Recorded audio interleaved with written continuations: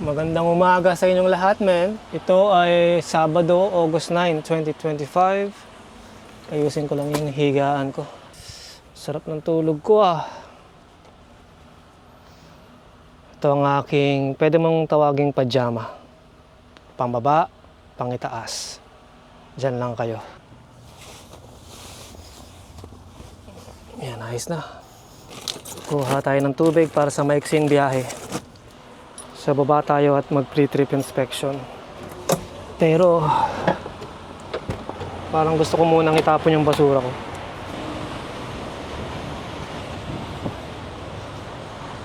Ganda ng hangin, sarap ng hangin.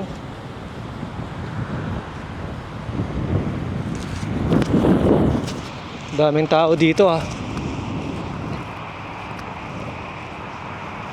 Dami ring truck na nakaparada dito.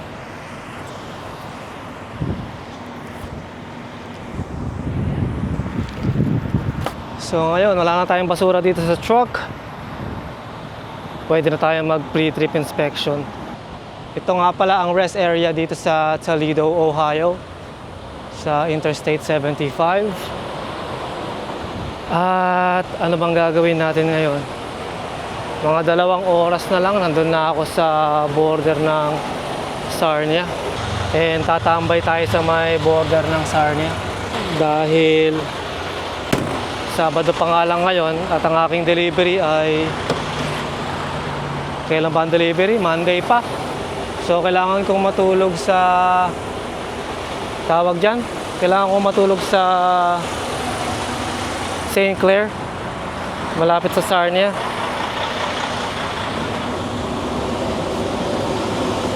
Dahil masyado ako maaga, kaya ang gagawin ko, Sabado pa lang ngayon, 2 oras lang yung biyahe.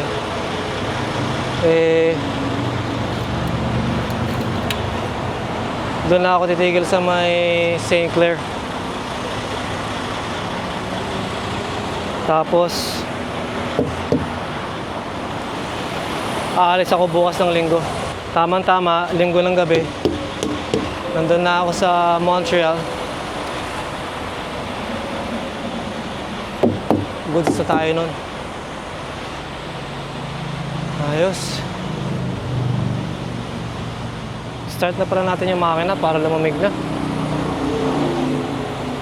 Mismo.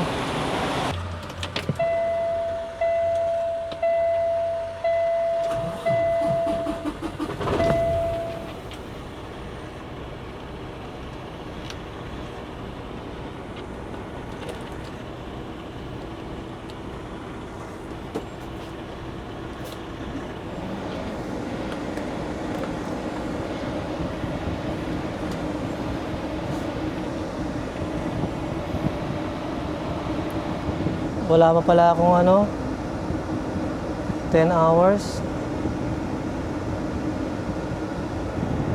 12 minutes pa pala bago mag 10 hours. So patuloy natin ang ating pre-trip. So aalis ako ng alas 12 ng tanghali. At yung loves na hihintuan ko ay ilang oras ba yun? 2 oras lang.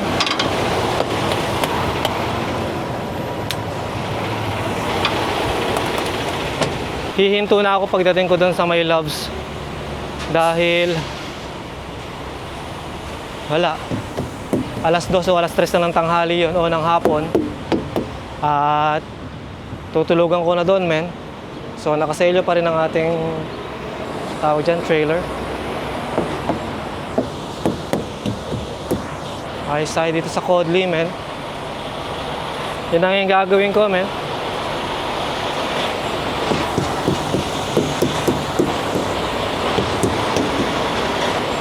Alas 2, alas 3, nandun ako, pahinga. Tambay ako doon. Tatambay ako doon hanggang bukas, Linggo ng tanghali siguro. Para pag Linggo ng tanghali, darating ako sa Montreal ng gabi. Darating ako ng gabi sa Montreal.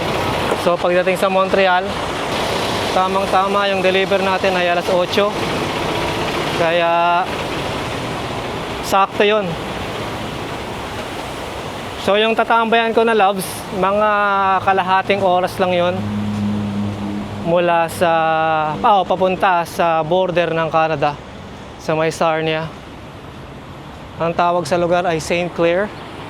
So doon ako matutulog mula mamayang hapon hanggang bukas ng tanghali.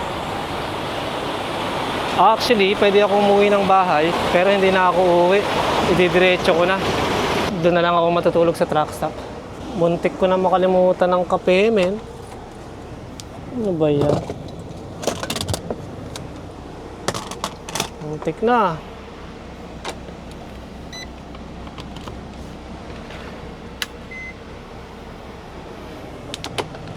Kuha tayong tasa. Yun lang, wala lang tasa. Ano ba yan? What? Paano tayo magkakape? Wala lunch. Ano ba yan? Wala lang tasa? Wow! Wow! You gotta be kidding me, man. You've gotta be kidding me. Wow. Actually, tapon ko na lang kaya yung laman nito. Cup noodles. Tasa rin naman to yun. Nagsasayang ka ng pagkain, Kaloy. Dito kaya, pwede kaya dito. Tatapon dito. Pero paper cup, wala, hindi naman lang to. Oh, ito. Oh, may tasa na ako, men. Mismo, ito na lang. Banlawan natin. Wala nang laman eh. At least hindi tayo nagsasayang ng grasya. Mismo.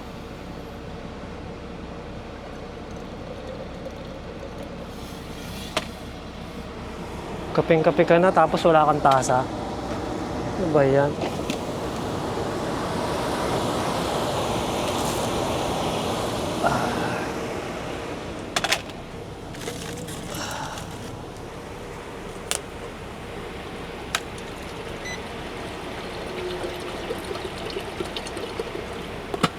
Ayos na yan.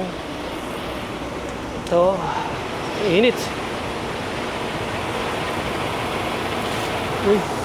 Tapunan si Pete. Sorry, Pete. Ayos. May tasa na tayo pang kape, men.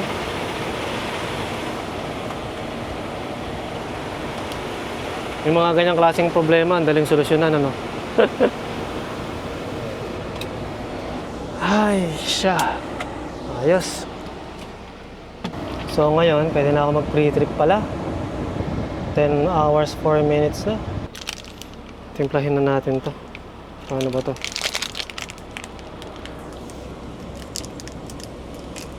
Ay, ayaw ah.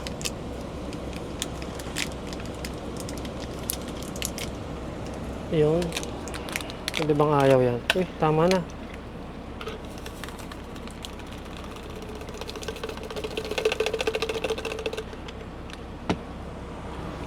Ang panghalo natin. Actually, pwede kong takpan to. Tapos, alug-alugin na lang. Pero, ayoko lang ganon. Baka mahilo yung kape natin. Mahilo rin tayo eh. May ganon, Kaloy.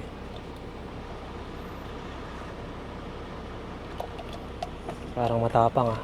Dagdagan pa natin to. Yun oh.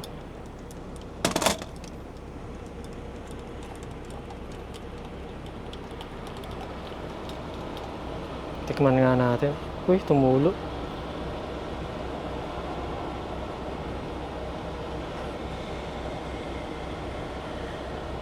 Ay, init. Aray, aray ko.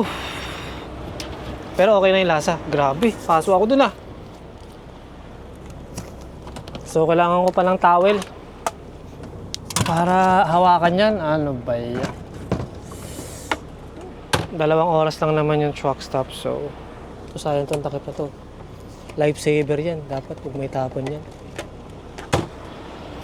So ano pang hawak ko dito? Napasok ako dun. Aray ko po. Sobra naman ako sa tubig ngayon.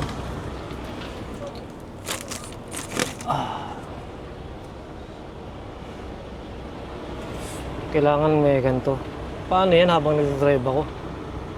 Kailangan ko pang ganyanin. Sarap. Sarap. Parang kailangan ko yung takip. Baka matapon dito mismo. Kaso lang, hindi mawawala yung init pag tinakpan ko yan eh. Tatakpan ko na lang kapag aandar na tayo. So, hinihintay ko na lang matapos tong 15 minutes sa aking logbook ng on duty. Dapat ipakita ko sa aking logbook na meron akong 15 minutes na on duty and not driving bago ako magsimula magmaneho. Dahil sa Canada at sa Amerika, alam na ng karamihang mga driver to, no?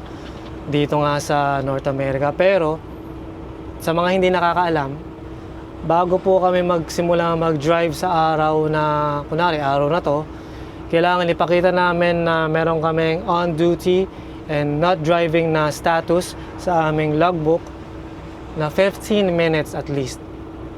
Para lang sa ganun, yung mga inspector o mga police, kapag tinignan nila yung logbook ng driver, malalaman nila na meron silang ginawang trabaho nang hindi nagde-drive. Kumbaga, yung kadalasan na ginagawa dyan is fueling, yung loading and unloading, pero pinaka-umpisang ginagawa na on-duty and not driving yung pre-trip inspection. So, madalit salita, kapag na-check ako, makikita ng officer na, oy, nag-inspection to kanina ng 15 minutes, pero hindi lang niya alam na nagkakape lang tayo. Biro lang, nag-inspection naman na tayo. Tsaka, ang init talaga ng kape natin, ng lalagyanan ng kape natin. Kasi hindi naman talaga pang kape to, man. Actually, pang kape siya, pero yung kape na bago tinitimpla. So, ito, nakatimpla na. Init kasi, oh. Yung bote niya, parang, it's not made for a hot coffee. Pero anyway, cheers, man.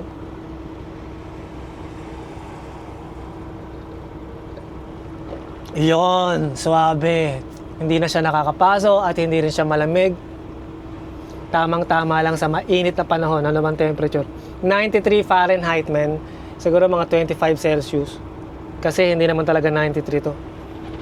Actually, 29 pala, sabi ng cellphone. 29 Celsius po.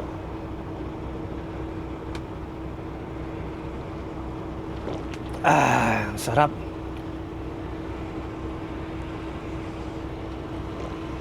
Ayos na tayo, men.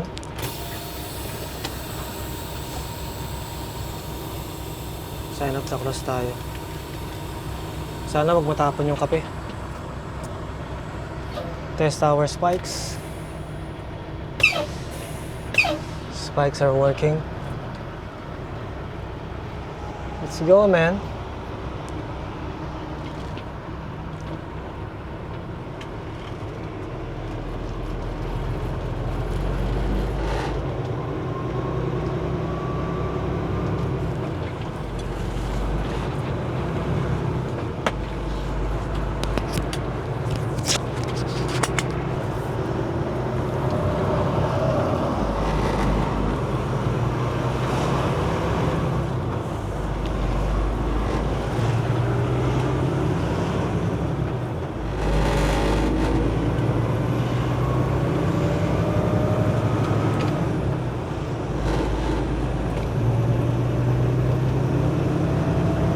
Pagbigyan mo na ako. Kaya bang magbigay na to? Yan. Thank you.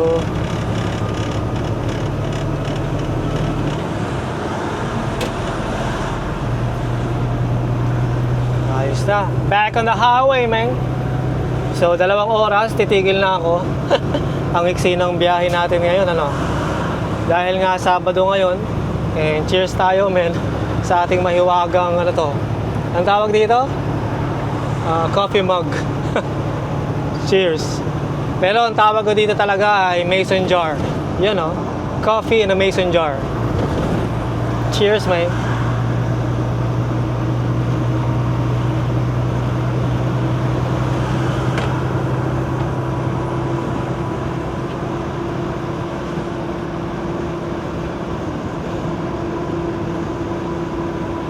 2 oras lang ang biyahe tapos pahinga na ulit. Dahil nga sa Monday pa ako magde-deliver. Tapos ang mangyayari Linggo, no? Doon ako aalis. Linggo ng tanghali. Wala masyado ako maaga dahil nga sa nangyaring delay or detention dyan sa bandang Chattanooga, Tennessee. Pero ayos lang. Everything worked out, so I got no complaints, man. So ano na ba to? Bowling Green University. Saan ang university yun? So, syempre, no, kapag nandito ka sa Interstate 75 sa bandang Michigan, ang pinaka the best na border na daanan mo pagtawid ay yung Windsor, Ontario. Pero dahil nga napag-alaman natin kamakailan lang, couple of months ago, I guess, $120 yung bayad sa toll every time na tatawid ka sa may Windsor, dyan sa Ambassador Bridge.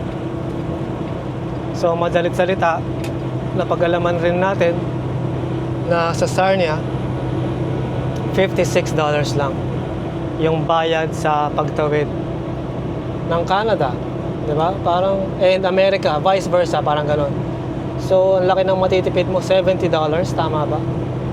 No, not 56, $26 lang po sa Sarnia pala. Kasi sinasabi kong 56, parang balikan na yon. So, $100 ang matitipid natin. $100, man, that's a lot of money. You can get a lot of stuff in $100. Parang, di ba? Ilang kaha ng sigarilyo yon, ilang case ng beer yon, at pinakamahalaga, ilang lata ng gatas yon para sa anak mo, di ba? So, kailangan natin magtipid sa ganong klaseng paraan, no? Ano ba ang limit dito? 70 dito eh.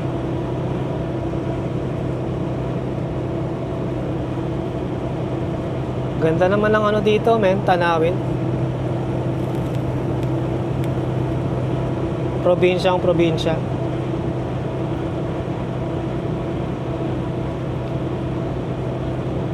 Bagal na tong truck na to mag-passing, oh. Taga Canada to eh. Naka-govern yung kanyang ano, yung speed. Siguro hanggang 66 lang siya.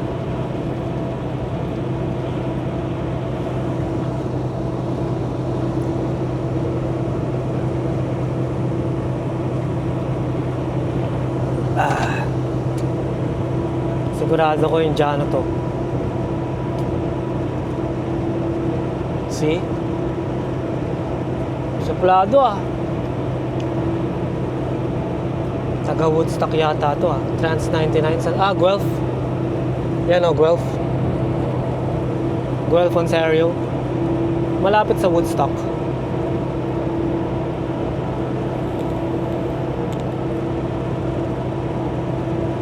Nasa bandang west siya ng Toronto.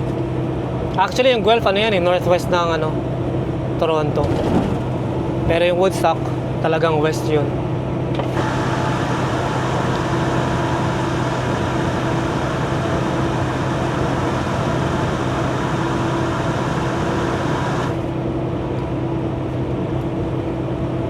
Ganyan yung ano ko dati, no, style ko. Yung truck ko ay 104 ang takbo. Or, 104. Tapos itong truck na to, kunwari ako, ay 103, no? Kunwari yan ako, no? Kapag malapit na siya makapasing, bibilisan ngayon nito. Itong 103, no? 103 yung takbo nito eh. Ako, naka 104. Kung kailan malapit ko na siyang maunahan, tsaka niya bibilisan ganyan, ayaw niya akong pagbigyan. Nanloloko yung mga ano eh. Sa Quebec ko nararanasan yun, tsaka sa New Brunswick. Pero syempre, ayokong gawin sa kanya yan dahil hindi magandang ano yun, man. Hindi magandang habits. Yung nangaasar kang ganon. So, hayaan mo siyang makabalik sa right lane kung gusto ko siyang unahan. pupunta na lang ako sa left lane. Ayun, kunwari, makiklear na ako or makiklear ko na tong truck na to, nandyan lang kunwari ako, no? Makiklear ko na to, babalik na lang ako ng right lane. Ang gagawin na tong truck na to, bibilisan pa namin. Pero medyo tumaas tayo kaya medyo parang naiiwan siya. Dahil nga mabagal, magaan lang tayo. Pangit yun. Tapos sa Quebec pa naman yung Highway 20, 2 lanes lang. So, ito nga, yung truck na to na nasa right lane, ini-impede niya yung left lane. Parang ganun, kasi siya yung nambibitin eh. So, pwede na natin tong unahan tong Schneider na to. Schneider pa nga. Let's go, man. Let's get it. Laging nangyayari sa akin yun dahil nga yung speed ng aking truck dati ay 104 lang. Yung company driver pa ako. Naka-governed yung ano nila, yung speed limit sa 104. So minsan merong tumatakbo ng 103 dahil nga sa Quebec. Usually mga truck dyan 100 lang. So ang mangyayari, putik, pag naabutan mo yung 103 sa harap mo, uunahan mo siya ngayon. Pupunta ka ng left lane. And matagal ka mag-passing kasi 1 km per hour lang yung bilis mo kaysa sa kanya eh. Ganda naman ni ate. So madalit salita, parang na-distract kay ate, no? Pero sa madalit salita, parang ang tagal mong inuunahan yung nasa kanan, bigla niyang bibilisan kung kailan malapit ka nang makaklear. Pangit naman. Pero anyway, hindi ganun dapat. So balik na tayo dito sa right lane. Para wala lang. Habit ko lang yon, man. Ang sabi nga nila, left lane is for passing. Cruise on the right, pass on the left. Ganun lang naman yung basic rule ng kalsada. Ito, ang bilis na ito.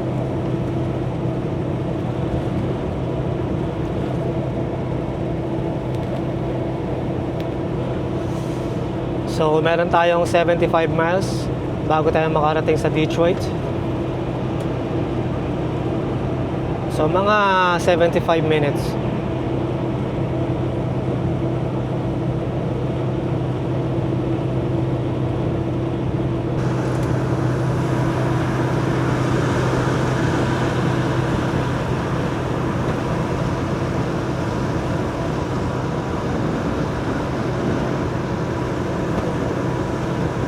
Oh, ito na tayo sa Michigan, man.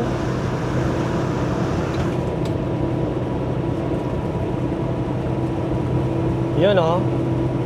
Sa inyong lahat na nanonood ng video na to, man, welcome sa ating lahat sa Michigan, USA.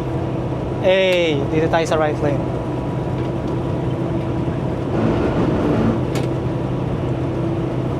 Ayos na. 51 miles sa Detroit. Mga 50 minutes. Meron ditong scale, mga ilang kilometro o ilang milyahe, 11 miles, gano'n. You know, welcome to the Motor City, Detroit, man. Malapit na tayo sa Sarnia. Actually, malapit na tayo sa Windsor. Pero hindi naman tayo tatawid sa Windsor, kaya mga 1 oras pa papuntang Sarnia.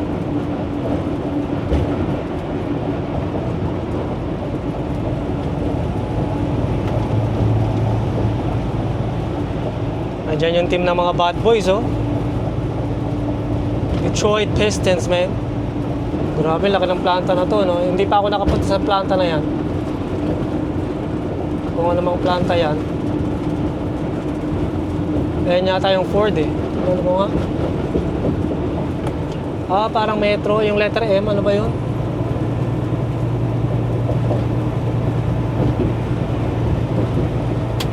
Dito tayo sa right lane dahil mabagal tayo eh. Paakyat to eh.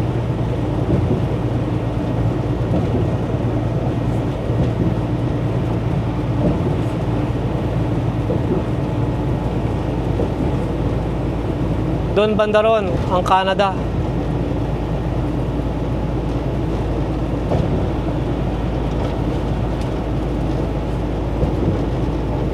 Ayos, no?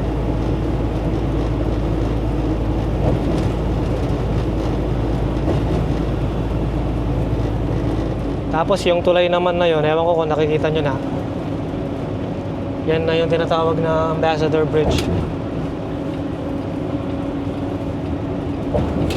Hindi ito kasi ewan ko kung anong tulay yan. Yun, banda ron. Madadaanan natin.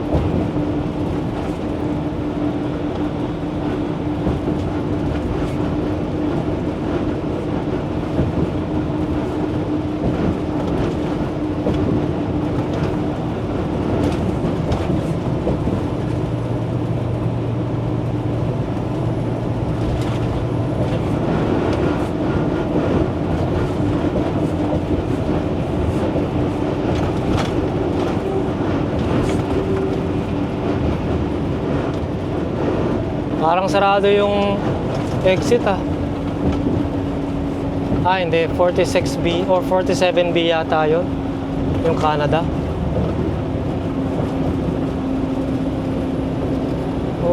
Parang Canada rin yun tulay din papunta ng Canada yata yun. Pwesto na ako sa Wakali kasi malapit na yung exit natin. Tapos nasa kaliwa yung exit.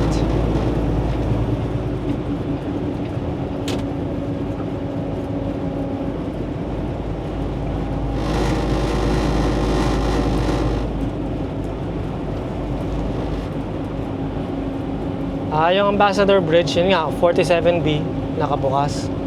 Ang baba naman ang tulay. Parang tatama tayo nun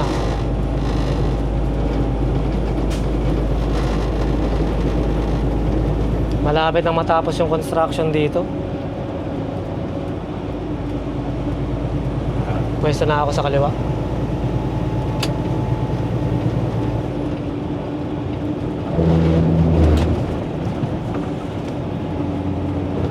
Less than a mile yun yung exit papunta ng 94.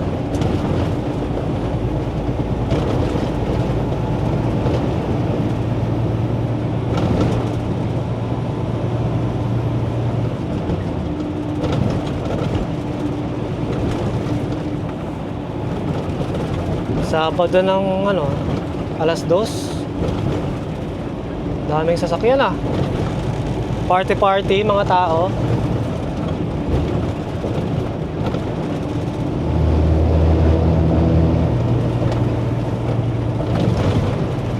So yan, nakikita nyo na yung tulay. Ayan yung tulay na sinasabi kong napakamahal ng toll, men. Special yan Parang siopaw lang, no? Hindi nga, $126 yata o $121 kada tawid. Klase yun.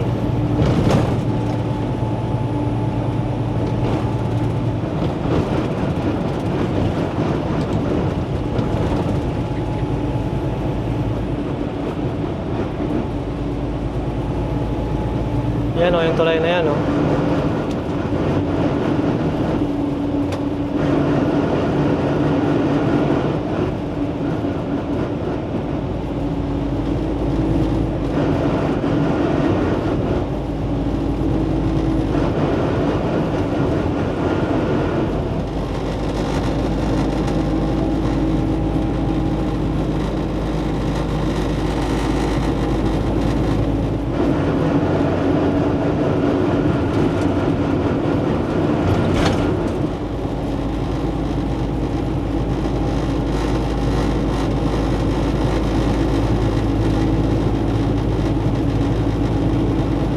Pwesto tayo sa kanan.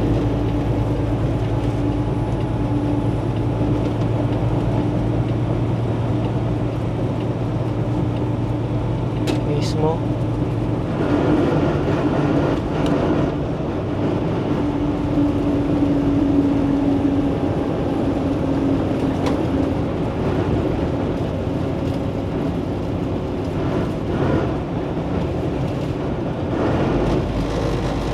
Baba ng tulay. Kala mo tatamaan mo no?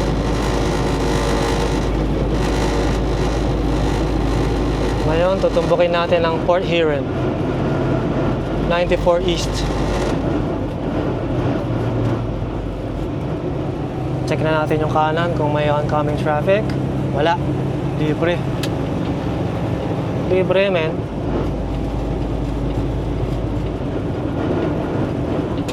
Tapos isa pa.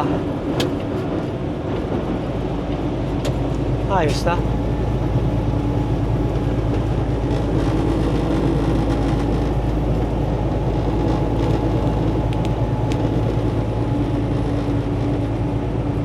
Isa pa. May sasakyan ah. Palagpasin natin tong isang to.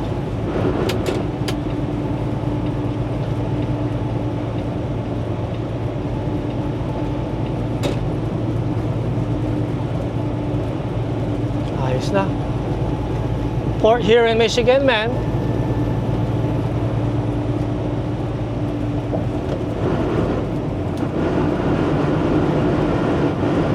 Ito na, exit. 30 miles per hour lang dito, Kaloy. Ang bilis mo. Pag nalagpasan natin tong exit na to, baka mapunta tayo ng Chicago. Oh, magbagal ka rin, men. Tumututok pa tong truck sa likod, eh, oh. Ba't ka tumututok? Ito yung ayoko sa 94 dahil yung mga on-ramp nila napakaiksi. Wala kang enough time para mag-merge. Tignan mo, oh, ending ka agad, oh. Kaya dapat alisto ka, men. Ayan, oh, tapos kaagad yung rampa. Ganon din sila, kaya dito ako pwesto sa kaliwa. I mean, sa gitna pala. Pag nandito ako, lagi ako sa gitna.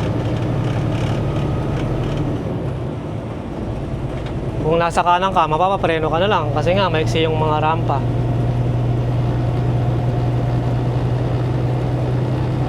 Baba ng tulay, oh. 13 feet 11.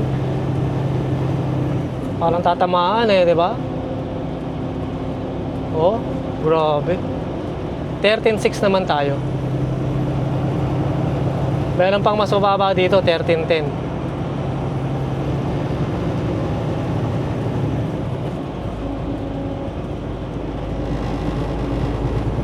Ito na yung pinaka downtown Detroit, man. Dito nag-shoot yung pelikula ni Eminem, yung 8 Mile. Kaya yung mga kalsada dito, ang pangalan 8 Mile, 10 Mile, 11 Mile, mga ganon. Taga dito yun si Eminem.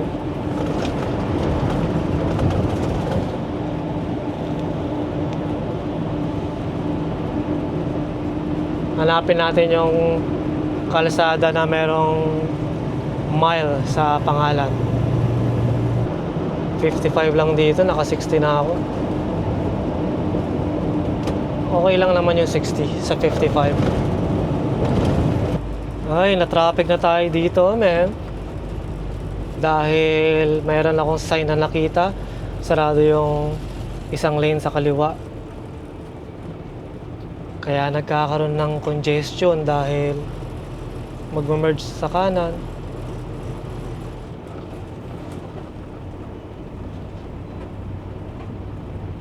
Grabe.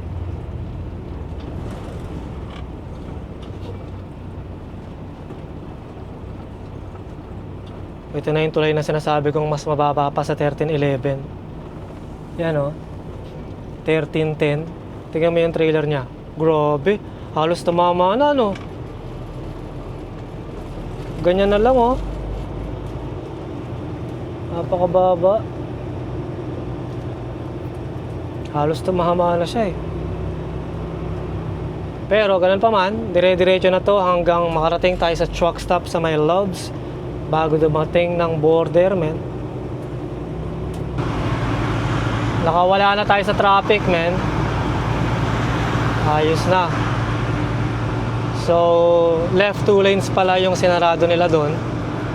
Kaya nagkabuhol-buhol.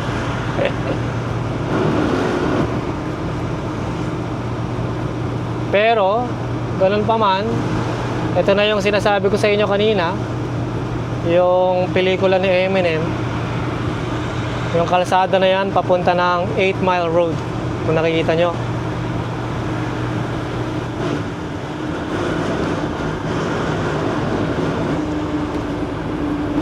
Tapos yung susunod naman ay 9 Mile Road. Baba talaga ng tulay.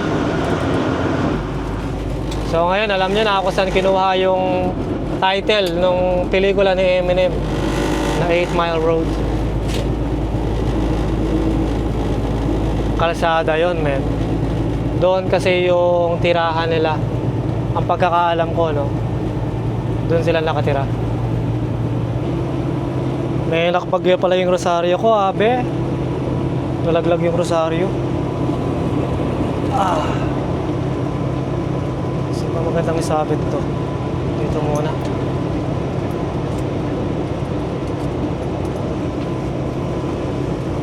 So nakikita ko na yung Torre ng Loves. Ewan ko kung nakikita nyo, maliit eh. Pero ito na yun. Wadhams Road ang tawag sa kalsada.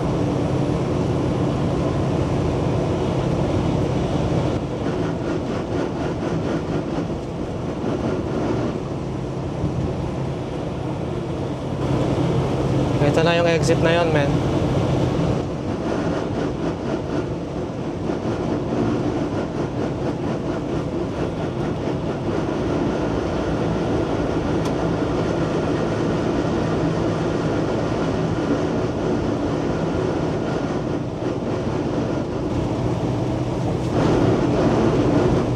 Sana merong parking.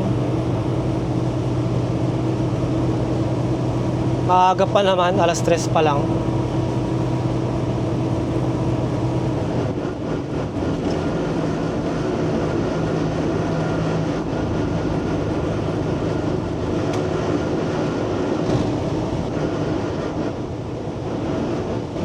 Ayan ang signboard.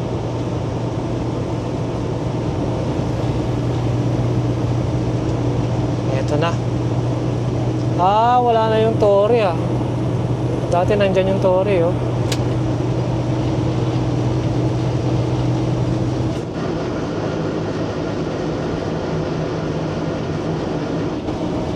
Ito na yung exit, man. So, Sabado ngayon, malamang meron namang parking dyan. Kaso lang, dahil nga Sabado, baka marami nagre-reset dito sa kalsada. Dahil nga weekend, no? So kung marami nagre-reset, baka marami nakapark dyan. Marami bakante. Pero ang daming truck, ah. Meron yan. Pwede bang wala? Maaga pa eh. Libre. Sorry. Libre.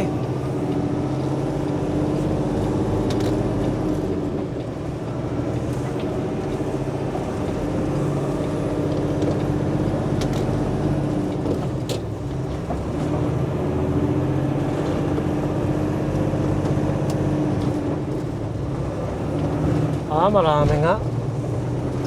Kitang-kita.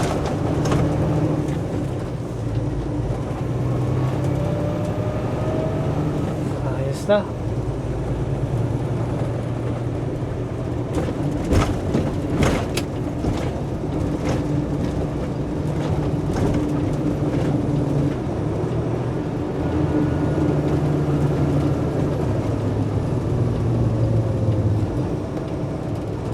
$4.18 per gallon.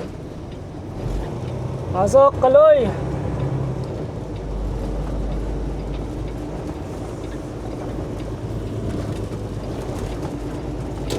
Ayos. Oh, ba't may ganito dito?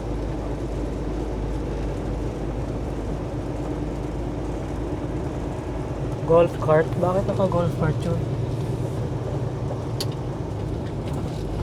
Daming spaces. Ayos na.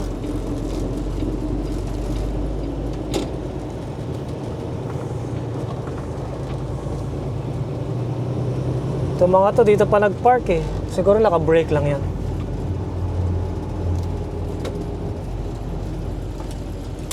Dito na ako sa tabi ng ano yun, Empower.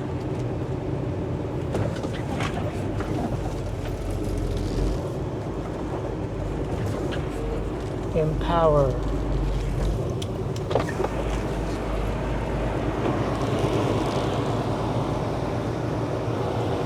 Yun, para may basurahan.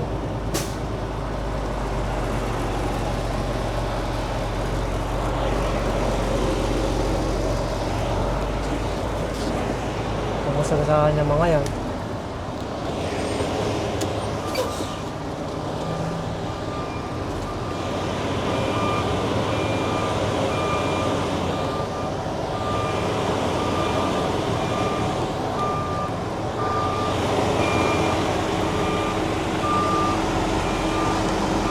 Bring it in, bring it in.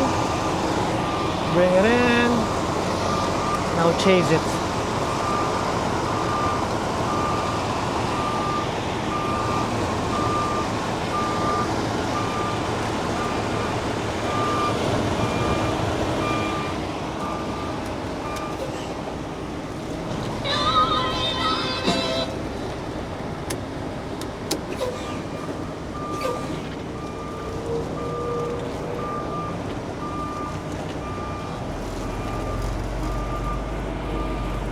Ayos na, man.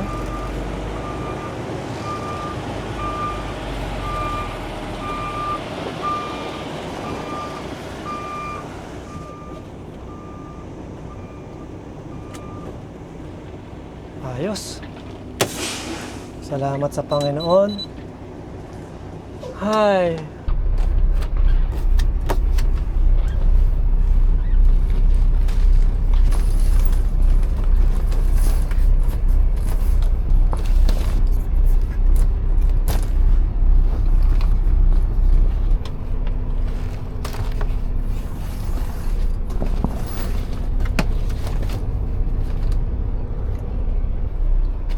Matsala sa inyong lahat, man.